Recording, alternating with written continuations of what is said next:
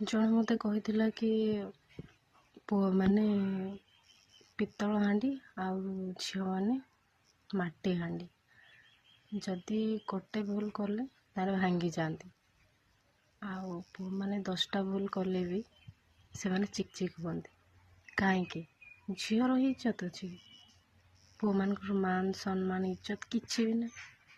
ଏତେ ହିଁ ବେଲଜ୍ଜା କି ମାନେ ସେଇ ପିଲାର କଥାକୁ ନେଇକି ମୁଁ ଆଜି ମାନେ କୋଶ୍ଚିନ୍ଟା ପଚାରୁଛି।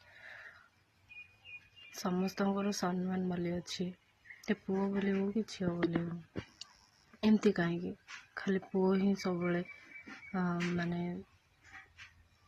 ତାର ସମ୍ମାନକୁ ସେ ଭୁଲିଯାଏ କି ମୋର ବି ସମ୍ମାନ ଅଛି ବୋଲି। ଏମିତି କିଛି ଜଣ ଅଛନ୍ତି, ମୁଁ କହୁନି କି ସମସ୍ତେ,